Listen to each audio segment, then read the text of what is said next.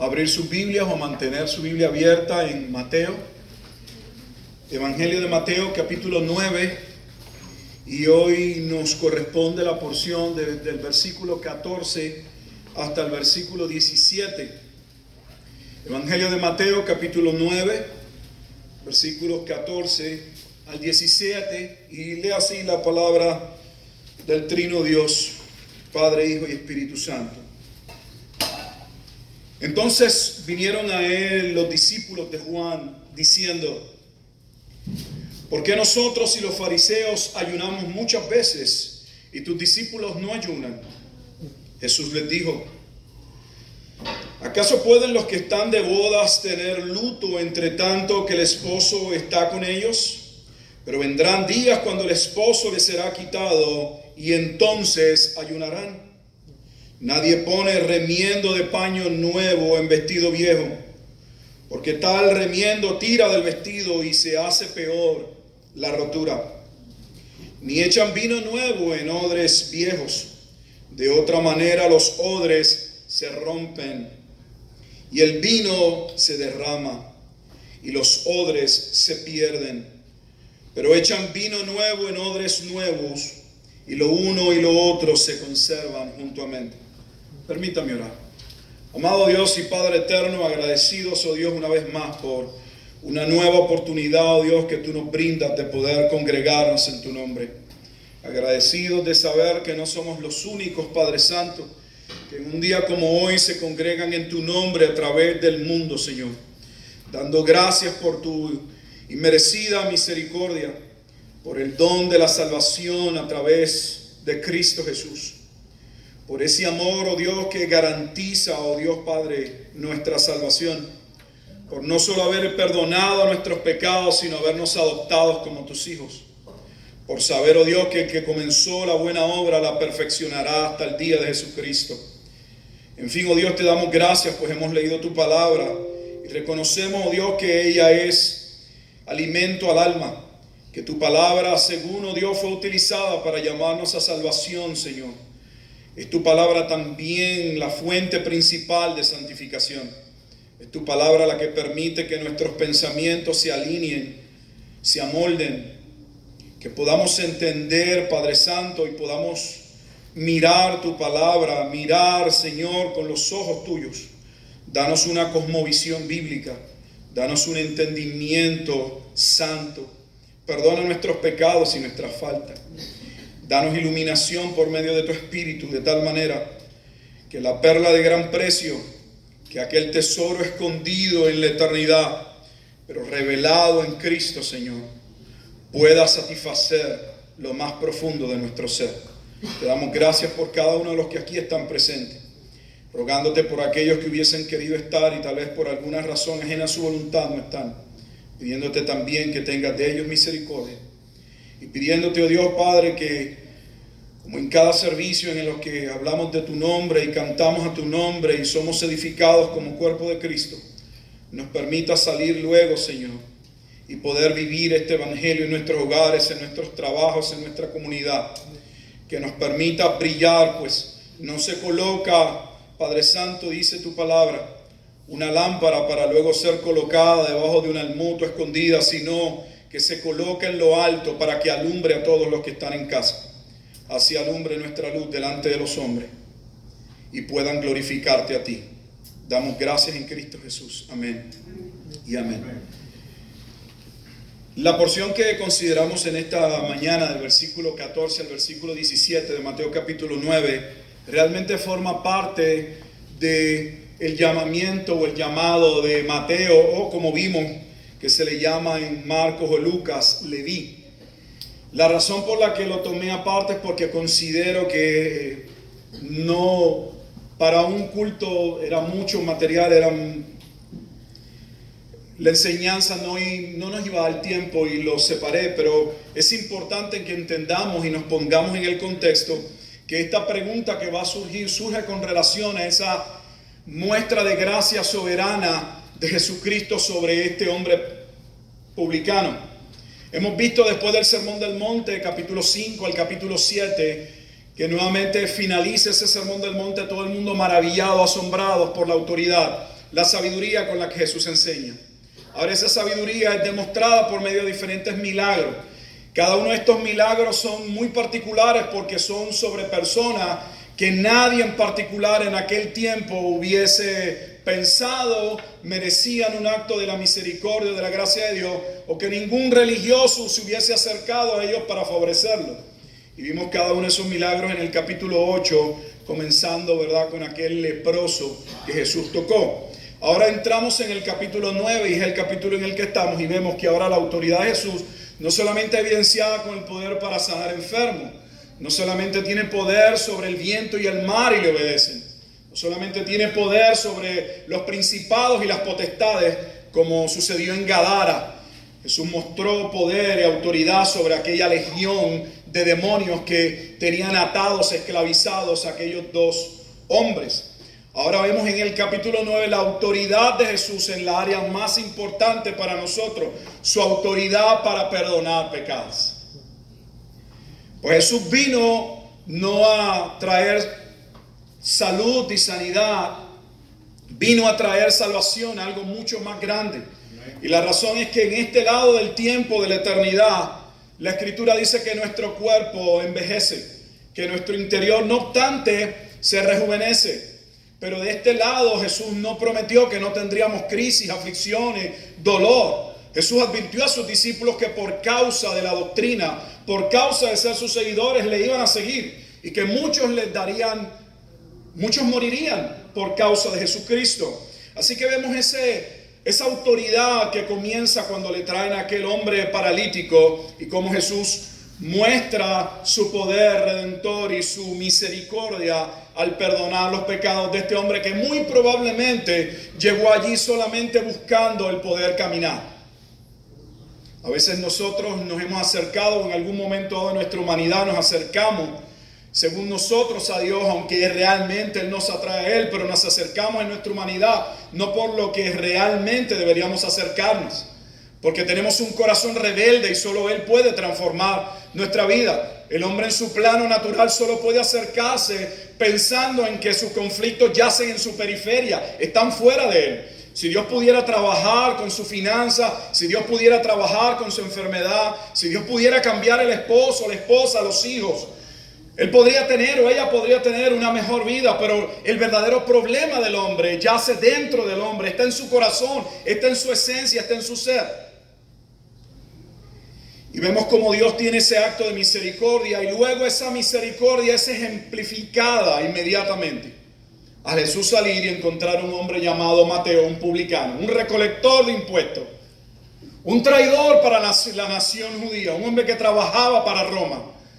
Un hombre que no solamente era traidor por trabajar para Roma, sino que le robaba a su propio pueblo para mantener su estatus posiblemente. Y es este hombre a quien Jesús, de manera soberana, en su gracia, en su misericordia, le dijo: sígueme. Y vemos cómo cuando Dios llama, el sígueme de Dios es efectivo. Cuando es Dios quien apunta a una persona, cuando Dios llama a una persona, esa persona responde. No como en el capítulo 8 que vimos a aquellos dos discípulos, que uno le dice: te seguiré donde quiera que fuere, y el otro le pidió un tiempo y ninguno le siguió. Pero cuando Jesús señaló a Andrés, cuando señaló a Pedro, cuando señaló a los hijos de Zebedeo, a Jacobo y a Juan, cuando señaló a Leví, cada uno de ellos, dice la Escritura, que inmediatamente, dejándolo todo, le siguieron. El versículo 14 dice, y ahora nos ubicamos: este hombre ha sido llamado por la gracia y la misericordia de Dios. Vimos que en la visión sinóptica nuevamente, mirando este relato a la luz de los otros evangelios, y especialmente nos referimos a Marcos y a Lucas, posteriormente Leví decide hacer una fiesta. Y en esa fiesta invita a ¿quiénes? A sus amistades. Habían publicanos y todo tipo de pecadores. Y allí están los escribas y los fariseos nuevamente, mirando lo que estaba aconteciendo. Pero ahora aparece también un grupo, y es el grupo de aquellos discípulos de Juan el Bautista, que muy probablemente a este punto del ministerio de Juan está encarcelado. Y no entienden en un sentido cómo es que Jesús tiene misericordia sobre un publicano como este. Y ahora menos se entiende la actitud de Jesús y la de sus discípulos en fiesta, cuando Juan el Bautista está encarcelado. ¿No deberían más bien mostrar un corazón de empatía que muestra dolor por el dolor ajeno? ¿No deberían ellos estar, no sé, ayunando, orando por Juan o por otros? ¿Por qué Jesús estaba en una fiesta? Entonces vinieron a él, nos ponemos en el versículo 14 y comenzamos la exposición. Entonces vinieron a él es Jesús, los discípulos de Juan. Esta no es la primera vez que se había creado una controversia. Si recordarán, la primera controversia entre los discípulos de Juan y los discípulos de Jesús, en un sentido, se dio con relación al bautismo. Los discípulos de Juan se sintieron amenazados porque, oye, maestro, aquel que tú bautizaste ahora bautiza ya. Y la gente va a él. Todos van a él. Y esa porción es sumamente importante recordarla, porque Jesús dijo, Juan, debo decir, disculpen, dijo algo que Jesús va a utilizar en 3 parábolas para contestar. Hay 3 pequeñas parábolas: la parábola del esposo en la boda, la parábola del remiendo de paño nuevo en vestido viejo, y la parábola de no se echa vino nuevo en un odre viejo. Pero quisiera que viéramos los detalles que nos da, saliéndonos de la visión sinóptica de Mateo, Marcos y Lucas, yendo al Evangelio de Juan. Juan da unos detalles muy importantes. Mire cómo se relata esta controversia o este momento tal vez de disgusto de los discípulos de Juan, esa queja que le hacen a Juan el Bautista sobre la persona de Jesús cuando Juan todavía no estaba encarcelado. Este contexto de esta nueva pregunta, de este señalamiento que presentan a Jesús, es un señalamiento posterior al encarcelamiento de Juan el Bautista. Vaya conmigo al Evangelio de Juan, capítulo 3, y voy a leer desde el versículo 22 para que veamos ese momento. Y vamos a finalizar en el versículo 30. Ahora quiero llamar su atención, mire su Biblia, estamos en Juan, capítulo 3, versículo 22 al 30. Si ustedes observan en su Biblia, posiblemente tengan un tema arriba. Hemos dicho que en el seminario se llama esa la perícopa. Esos temas no estaban en la escritura, no son divinamente inspirados, ni los capítulos, ni los versículos. Posteriormente se colocaron para facilitar la lectura y las porciones y poder llegar a ella mucho más rápido. Esta Biblia que yo tengo, la Reina Valera en la que estoy leyendo, el tema que tiene arriba dice el amigo del esposo. Van a ver que es parte de esa primera parábola y tiene que ver con lo sucedido tiempo después de Jesús haber sido bautizado por Juan. Ahora estamos en Juan nuevamente, capítulo 3, versículo 22, y leo, dice la palabra de Dios: después de esto vino Jesús con sus discípulos a la tierra de Judea y estuvo allí con ellos y bautizaba. Juan bautizaba también en Enón junto a Salim, porque había allí muchas aguas y venían y eran bautizados. Porque Juan no había sido aún encarcelado. Observe cómo nos da el detalle que esto sucede cuando Juan todavía no ha sido apresado. Entonces hubo discusión entre los discípulos de Juan y los judíos acerca de la purificación.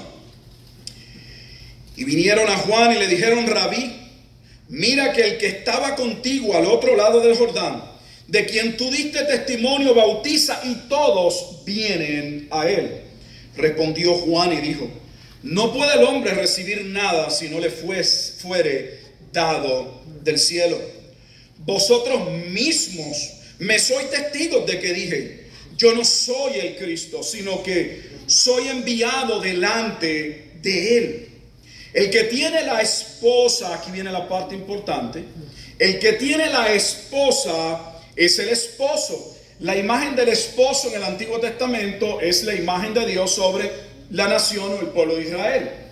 En el contexto de la narración de Leví, voy a seguir leyendo aquí, pero en el contexto de Mateo va a citar dentro de las expresiones de Jesús en la cena, va a citar el capítulo 6 del profeta Oseas, donde, si recordarán, o el que no tenga un cuadro claro, este profeta pasa por una crisis en su vida matrimonial, donde los eruditos no saben si Dios mismo le pidió que se casase con una mujer que le iba a ser infiel, o se lo profetiza que posteriormente va a ser infiel, pero ese matrimonio va a representar realmente la relación de Dios con Israel, esa relación con su pueblo y cómo su pueblo le va a ser infiel al Señor, y cómo Dios va a restaurar esa relación sin necesidad de hacerlo, pues realmente la adúltera según la ley merecía ¿qué? La muerte. Y Oseas va a pasar por todo ese proceso para que Oseas pueda entender lo que Dios está sintiendo y pueda servir de comunicador al pueblo del plan de Dios. Pero en Oseas se manifiesta uno de los libros en el Antiguo Testamento, libros profetas, que claramente se dice, y está en el Nuevo Testamento, que serían incluidos o serían llamados gentiles y personas de toda nación volverían, regresarían. Habría un remanente que regresaría, que tornaría al Señor. Y ahí está la imagen del esposo. Dios es el esposo y la esposa es su pueblo, son los elegidos, son aquellos por los cuales Él viene a morir. Dice, el que tiene la esposa es el esposo, mas el amigo del esposo que está a su lado y le oye se goza grandemente de la voz del esposo. Ese era el papel de Juan. Juan se está colocando dentro de su papel. Sus discípulos piensan mucho más de Juan de lo que deberían pensar. La Escritura nos corrige y nos dice en Romanos capítulo 12, versículo 3, que ninguno de nosotros tenga un sentir o un concepto mayor del que debemos tener, sino que pensemos de cada uno de nosotros con cordura, conforme a la medida de la fe que hemos recibido. Pues todo lo que tenemos lo hemos recibido, y si lo hemos recibido, entonces ¿por qué nos gloriamos o nos vanagloriamos en cosas que no nos corresponden? Juan se coloca dentro del contexto y dice, yo me gozo en el esposo. Así que estamos viendo en Juan capítulo 3, versículo 29, que Juan está identificando nuevamente a Jesucristo ¿con quién? Con Dios Padre.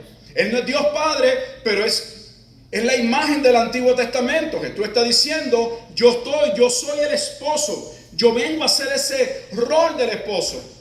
Vengo a redimir a mi pueblo. Dice así pues, mi gozo está cumplido. Juan se siente contento en que las personas estén viniendo a Cristo. De hecho, termina diciendo en el versículo 30, un versículo que es maravilloso para aplicarlo en nuestra vida. Es necesario que Él crezca y que yo mengue. Quiero más de Cristo y menos de mí. ¿Sabe usted que el verdadero propósito de la vida cristiana y del evangelio es que Dios está trabajando en nosotros para moldearnos a la imagen de su Hijo? Eso es Romanos capítulo 8, versículo 29. Esa es la razón por la cual Romanos 8, 28 dice que todas las cosas obran para bien conforme a los que han sido ¿qué? Llamados. Porque el deseo de Dios es usar los eventos, todo, la palabra, la vida para moldearnos, para cincelarnos a la imagen de Jesucristo. Dios nos perdonó y está buscando moldear el carácter de Cristo en cada uno de nosotros. Así que en Juan capítulo 3, versículo 29, Juan presenta a Jesús no solamente como el Cordero inmolado en el capítulo 1 que quita el pecado del mundo, sino como el esposo de Oseas que viene por su esposa. Así que si están las bodas en ese sentido, Juan como un invitado, como aquel que había sido llamado, debía estar gozoso porque Cristo estaba presente y porque aquellos que en la misericordia de Dios eran llamados respondían y se acercaban a Él. Sus discípulos no entienden eso y por eso regresamos al capítulo 9 de Mateo, porque ahora con eso nos va a ayudar a entender mucho más lo que está sucediendo. Entonces vinieron a Él los discípulos de Juan diciendo, ¿por qué nosotros y los fariseos ayunamos muchas veces y tus discípulos no ayunan? Es muy probable por la contestación que Jesús no fue tan duro, porque la pregunta viene aparentemente más directamente de parte de los discípulos de Juan, aunque los otros evangelios nos dicen que los escribas y los fariseos quisieron montarse en la ola, tomar la misma ola, o sea, usar el evento, la pregunta para también cuestionar o minar la credibilidad de Jesús como maestro. Pero es muy probable que la pregunta de parte de los discípulos de Juan fuera genuina. no podían entender el estilo de discipulado de Jesucristo. En el tiempo de Jesús, en el Nuevo Testamento, los fariseos ayunaban 2 veces a la semana. Eder Chaim, un hombre erudito, judío, cristiano, escribe y dice que lunes y jueves eran los 2 días en que los fariseos ayunaban. Algunos, entendiendo que lunes y jueves eran los días que los fariseos ayunaban, especulan que muy probablemente la fiesta pudo haberse dado uno de esos mismos días en que los fariseos estaban ayunando y los discípulos de Juan están ayunando, posiblemente no necesariamente porque seguían el mismo orden de los fariseos, pero porque Juan está encarcelado y el ayuno se convirtió en una manera de mostrar constricción, dolor, de arrepentimiento. Y mientras unos están ayunando por una razón y otros por otra, Jesús está en casa de un hombre que a todas luces no merece la misericordia. La casa está llena de todo tipo de publicanos y pecadores. Jesús parece satisfecho, contento, los discípulos se están gozando la fiesta y ellos no entienden. Y ellos no entienden. Y le preguntan, ¿por qué nosotros ayunamos? Aún los fariseos ayunan, pero tus discípulos no ayunan. Ahora, ¿qué es el ayuno? ¿Qué es el ayuno? Según la ley judía, según la ley de Moisés, hasta mi mayor conocimiento, solamente hay un solo día requerido realmente dentro de la ley, era en el día de la expiación. Interesante. Todo un calendario y había solamente un día en que se requería ese tipo de ayuno, en el día de la expiación, que posteriormente Jeremías le llama también el día del ayuno, porque ya que se ayunaba, entonces fue un nombre que se asoció al día de la expiación. Pero posteriormente los judíos comenzaron a añadirle diferentes tipos de ayuno. En Zacarías se nos muestra que ya los judíos habían seleccionado 4 meses donde ayunaban. En el 4.º mes, en el 5.º mes, en el 7.º mes y en el 10.º mes ayunaban. ¿Por qué en esos meses ayunaban? Porque en esos meses ellos recordaban eventos de tragedias históricas en la vida de su pueblo y sacaban un tiempo para ayunar.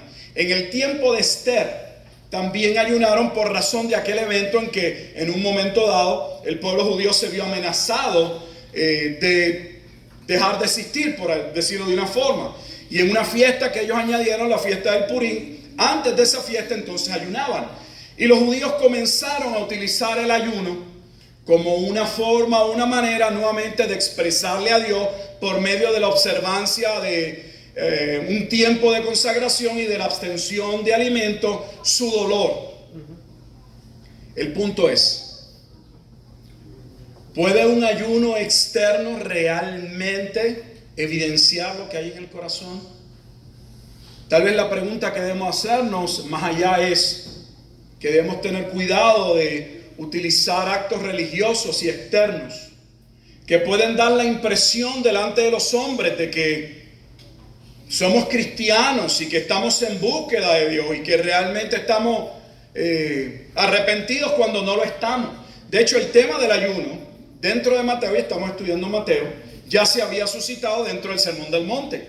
Y es importante nuevamente retomar las palabras de Jesús con relación al ayuno. ¿Por qué? Porque dentro del Sermón del Monte Jesús tocó 3 aspectos de la vida religiosa que a la luz de los hombres eran considerados como actos que llevaba a cabo una persona piadosa.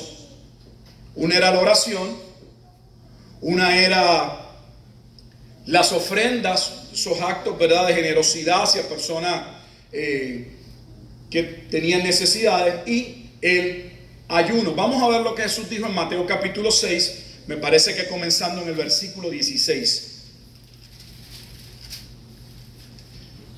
Estamos ahora en el Sermón del Monte, damos un poco atrás a Mateo y vamos al Sermón del Monte.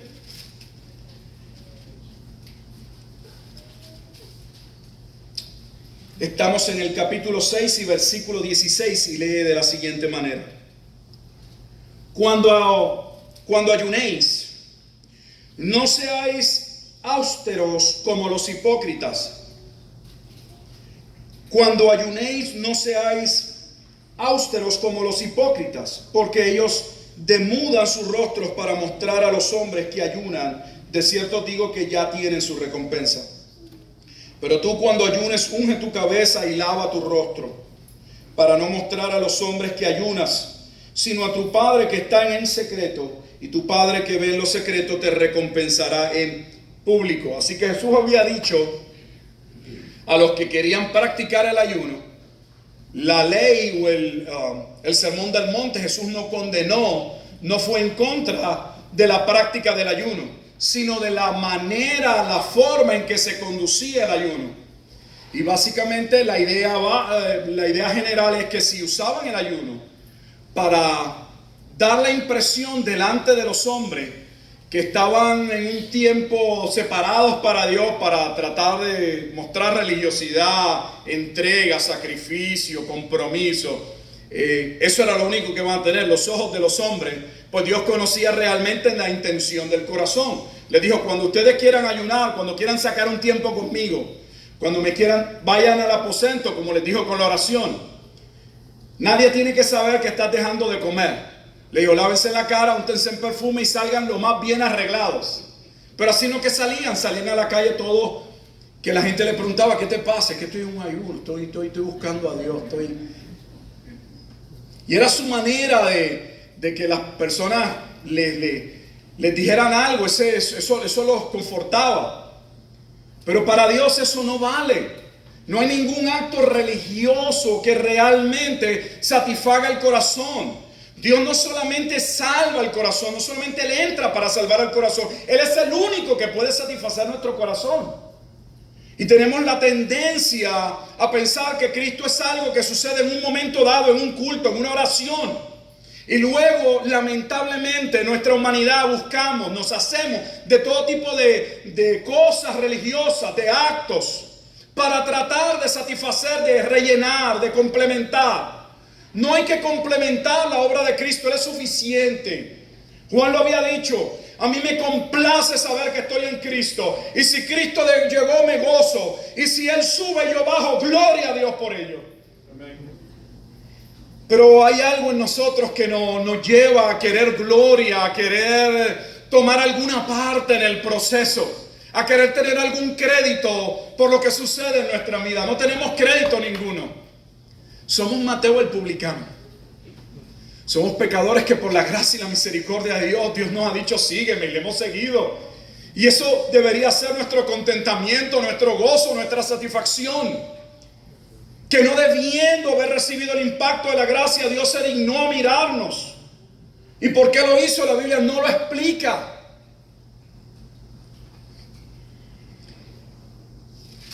Cuando vamos allí nuevamente en Mateo capítulo 9, dice entonces que Jesús les dijo, ¿acaso pueden los que están de bodas tener luto entre tanto que el esposo está con ellos? Las bodas, por lo general en el contexto judío, duraban aproximadamente una semana. No es como las bodas nuestras de un día, que anyway se invierte un montón de dinero. Pero las bodas duraban una semana y todavía todo un sinnúmero de preparativos y realmente era una fiesta. No importa si las dos personas que se estaban casando eran dos personas humildes, los que ayudaban en la boda, toda la familia trataba de poner lo mejor que tenían, los mejores recursos para hacer de aquella semana que aquel hombre, aquella mujer fueran como un príncipe y una princesa. Se les trataba de proveer todo en aquel tiempo y era un tiempo de gozo y de alegría. Y Jesús le está diciendo que no es concebible, no es entendible que aquellos que están participando de la boda, que aquellos que han sido llamados a la boda, estén tratando de mostrar con actos externos algo que no tiene sentido.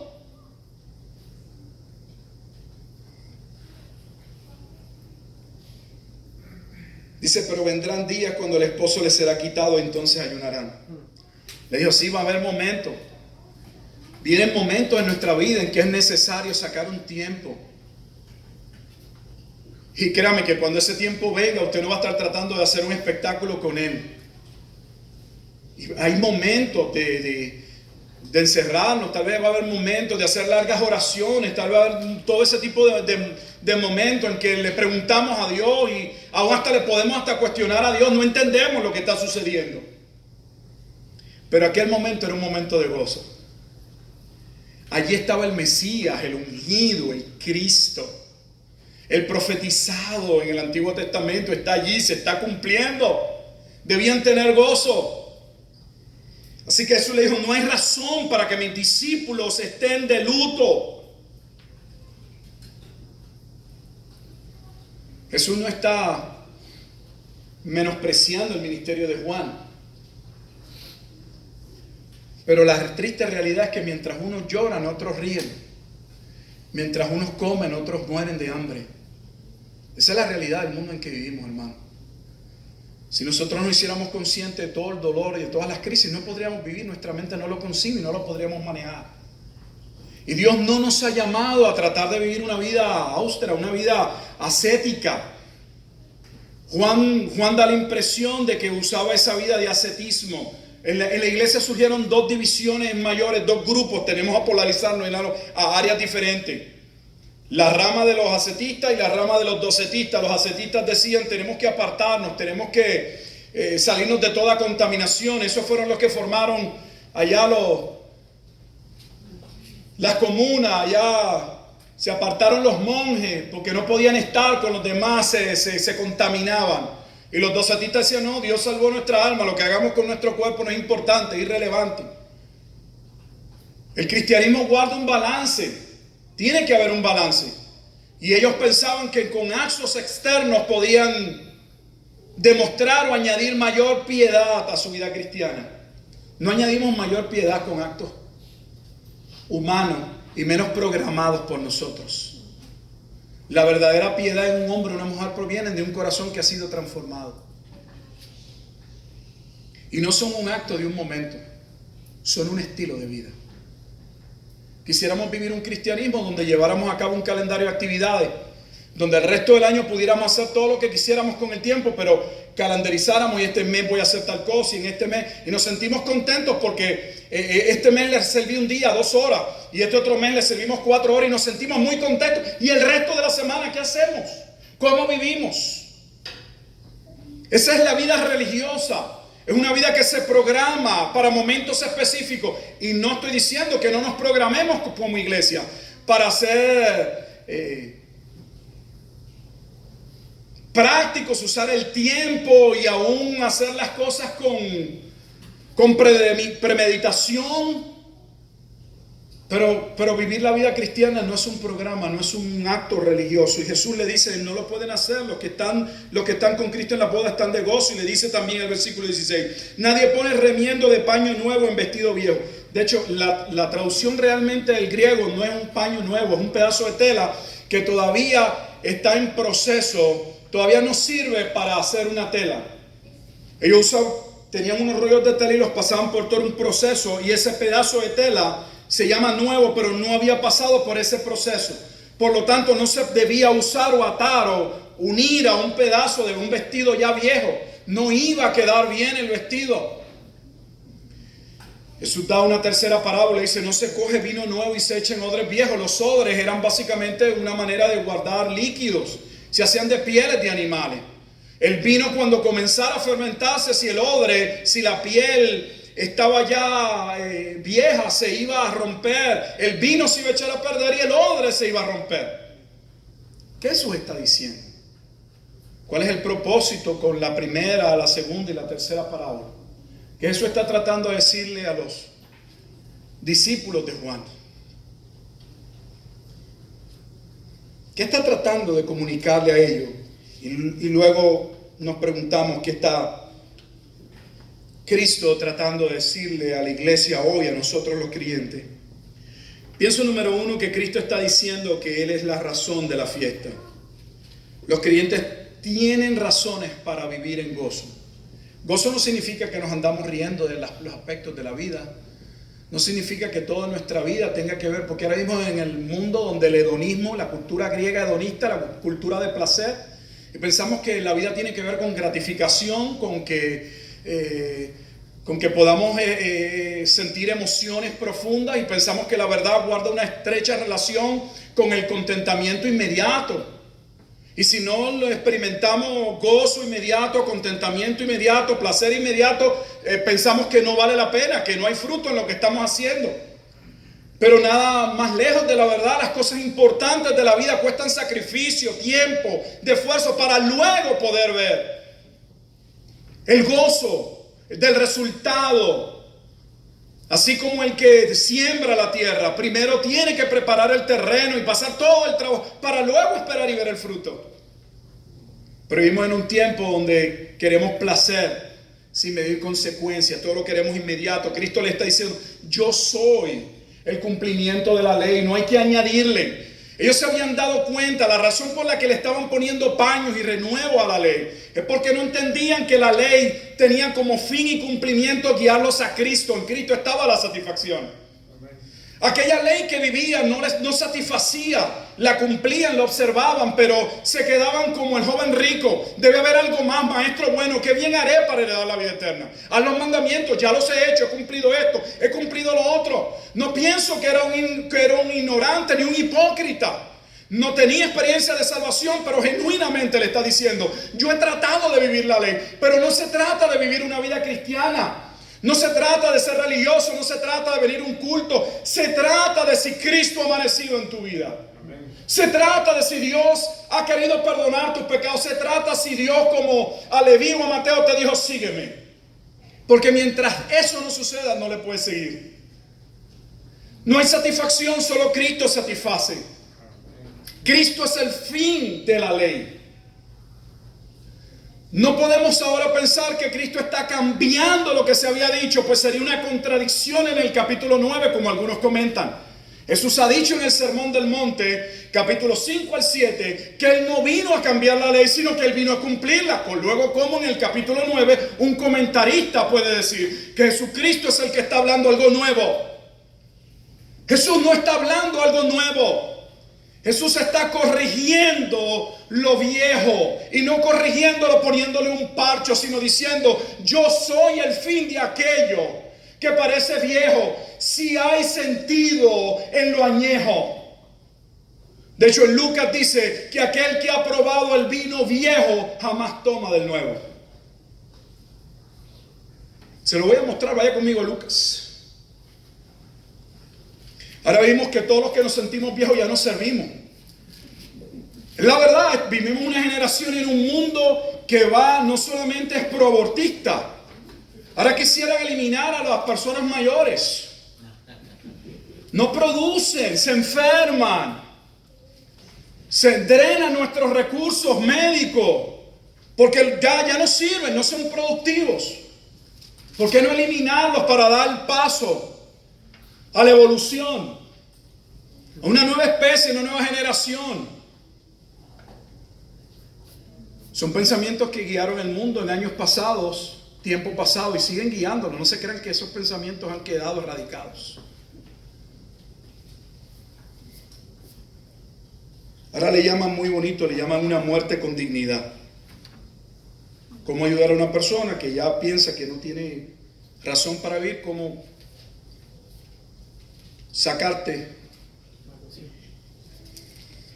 En Lucas 5, donde habla de la fiesta de Leví y habla del ayuno, quiero que observen el último versículo, el 39. Lucas 5, 39, ese solo versículo.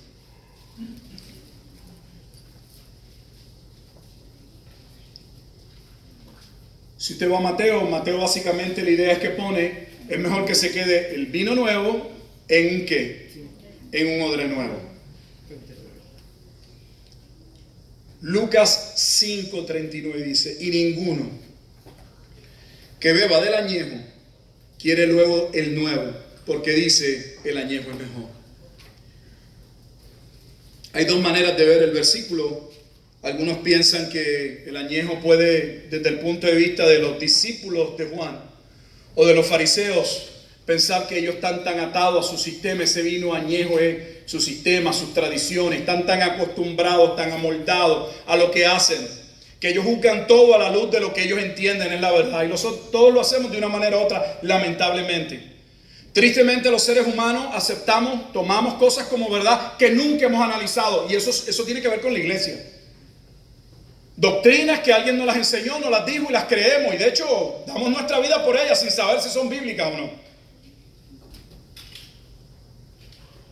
Pero también visto desde el punto de vista de Cristo, lo que está diciendo es: Dios nunca corre con un plan B.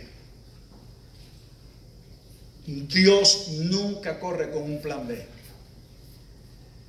Él no está haciéndole remiendos a su programa. La revelación en la Escritura, cuando uno estudia no teología sistemática, teología bíblica, en la teología bíblica se ve una revelación progresiva del plan de Dios. No se ven luchas y ataques en diferentes dispensaciones como hablan los dispensacionalistas, donde Dios revela una verdad y le pide a los hombres que con esa verdad obedezcan y hagan algo, y cuando esa dispensación acaba hay otra nueva dispensación y otra nueva forma. Así no sucede en la Escritura. Por eso cuando comenzamos Mateo en el capítulo 1, ¿cómo comienza Mateo en el capítulo 1? Diciendo que Jesucristo es la simiente de Abraham y la promesa ¿de quién? De David. Está diciendo: no se ha cambiado el programa. Lo que hablaron los antiguos y no se ha realizado, ahora se realiza en una persona, en la persona de Cristo. Pero eso surgió nuevo, no, fue lo mismo que se declaró en Génesis capítulo 3, versículo 15, cuando de anticipado se dijo en la caída: vendrá un hombre que le aplastará la cabeza a la serpiente. Romanos capítulo 5, versículo 12, por causa de un hombre todos caímos, pero por causa de un hombre muchos serán salvos. Dios no tiene un plan B. Lo que pasa es que el plan de Dios Dios no tiene, Él no corre en tiempo. Tú y yo estamos en una línea de tiempo. Todo lo que tiene un principio tiene un fin. Pero Dios vive en un eterno presente. Y hay cosas en la escritura que se dan como si fueran a suceder en un paso. Y cuando las leemos no las entendemos, porque para nosotros deben suceder inmediatamente en un paso. Pero ¿qué tal si ese paso de Dios es lento? Pasa con la segunda venida.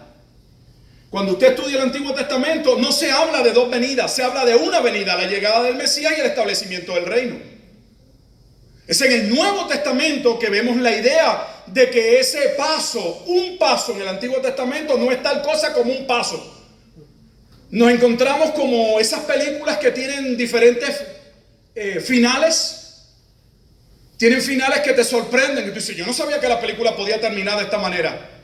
Y luego cuando miramos nos sorprenden cosas porque pensamos en nuestra idea de que van a suceder de una manera y luego no son de la manera en que nosotros habíamos pensado. Así que Cristo es la satisfacción de su pueblo. Cristo es el cumplimiento del sistema que se había establecido. ¿Son los cristianos llamados a cumplir la ley? Sí. Ya no seguimos las observancias en términos de rituales, de sacrificio, porque Cristo es el sacrificio de los sacrificios según Hebreo. Pero los cristianos están llamados a cumplir la ley mucho más rigurosamente que en el Antiguo Testamento. Algunos leen Gálatas capítulo 5, versículo 16 en adelante y piensan que lo que está diciendo es que una vez tú vivas en el Espíritu, ya tú no tienes que vivir en la ley. Eso no es lo que dice. La interpretación correcta es que lo que no podías vivir en la carne, porque la ley no se puede cumplir en la carne, ahora viviendo en el Espíritu puedes satisfacer las demandas de la carne. Ahora tienes una iglesia que dice: no, ya yo vivo en Cristo, yo no tengo que cumplir la ley, yo no tengo que hacer nada porque yo vivo en Cristo, mi vida está en Cristo. No, nosotros somos llamados a cumplir la ley.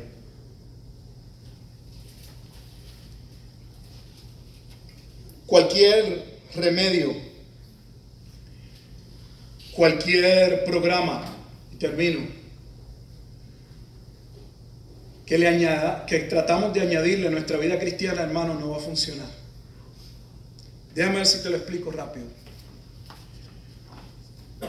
La mayoría de las iglesias se reúnen un domingo como este, en la mañana, en la tarde, en cualquier momento, Y piensan que un pastor puede llamar a una congregación en el momento final del culto y él tiene la capacidad de hacer, claro, no creemos en la teoría católica, la transubstanciación de que el sacerdote ora y los elementos se convierten literalmente, pero nosotros tenemos un poder mayor que ellos. Porque nosotros tenemos en alguna iglesia el poder de hacer que pecadores, sin que cambien su vida, sin arrepentimiento, orar por ellos para que Dios los bendiga. No hay atajos en la vida cristiana, hermano. La razón por la que muchas veces en nuestra vida no hay gozo no es porque Cristo nos satisface, es porque nosotros somos desobedientes. Y lamentablemente muchas veces, en vez de confrontarnos, en vez de evaluarnos nosotros mismos, en vez, como dice Pablo en 2 de los Corintios, dice, si se examinasen a ustedes mismos, no serían juzgados. En vez de hacer introspección, mirar hacia adentro y ver y decir y confesar nuestros pecados, pues Él es fiel y justo para perdonarnos y limpiarnos de toda maldad, comenzamos a tratar de poner parchos y remedios y a justificar nuestras acciones. No hay gozo en la vida cristiana en pecado. No vas a tener una vida completa en Cristo, satisfactoria, viniendo un domingo a la iglesia, pero usando los demás días de la semana como gusto y gana te da. Decidiendo por ti, no decidiendo conforme a la gloria de Dios. Orando solo para que Dios te bendiga en una oración egoísta. Pero no piensas en el reino. No hay satisfacción fuera de Cristo. No la hay. No hay. No hay una posición en la oración que sustituya un corazón contrito y humillado. Puede haber una persona arrodillada haciendo una oración muy larga y puede haber una persona puesta de pie como el publicano diciendo, Señor, ten compasión de mí, yo soy un pecador. Uno, por ser publicano, no merece aparentemente el perdón. De pie parece no mostrar reverencia. El otro está, míralo, está arrodillado, está. Mira que larga su oración, Dios. Ese hombre debe estar consagrado. No hay posiciones, no hay remedios que produzcan gozo sin una vida que reconoce que Jesucristo es el esposo. Que hemos sido llamados a ser parte de esa esposa. Esa esposa, según Efesios 5, es su iglesia. Y Efesios 5 dice que Él vino a dar su vida por su iglesia. Que Él vino a santificarla para presentársela delante de sí mismo. Una iglesia pura, sin mancha, sin arrugas. Una iglesia gloriosa. Pero ese paso no se da en un solo paso. Los cristianos pensamos que la salvación es un acto de un solo momento. Y sí es un acto de un momento en el sentido de que el momento en que Dios lo determinó y la salvación llegó a nuestra vida, en el momento en que la palabra fue predicada, sí somos salvos. Pero la salvación también es enseñada en la Escritura como un proceso. Si usted lee Primera de Pedro, se habla de la salvación en tiempo pasado, presente y futuro. Lo que le quiero decir con eso es que Dios está obrando en mi vida hoy todavía. Pensamos en la palabra como algo que se predica en un momento dado para que alguien lo escuche que no lo ha escuchado y venga y reciba a Cristo. Pero no pensamos que esa misma palabra sigue siendo eficaz para moldear nuestra vida, para iluminar nuestro camino, para darnos sabiduría, para corregirnos. Ella sigue siendo la palabra profética más segura. Y mientras no escuchemos a Dios y vivamos en desobediencia, no vamos a experimentar gozo. El verdadero gozo se halla en Cristo. Y nada tiene que ver con prácticas específicas. Los discípulos de Juan no entienden. Pero el verdadero creyente entiende lo que estoy hablando. Si estás en este día hoy, tal vez estás muy cargado, y voy a orar. Y te sientes desesperado, vienes domingo tras domingo y piensas, bueno, yo vengo, me gozo, me voy, me vacío. Es que no puedes vivir el día de mañana con la predicación solo de hoy. Jesús dijo, basta cada día su propio mal. Nosotros andamos todavía hoy como el pueblo en el desierto. Y todos los días en el desierto el pueblo esperaba el maná del cielo.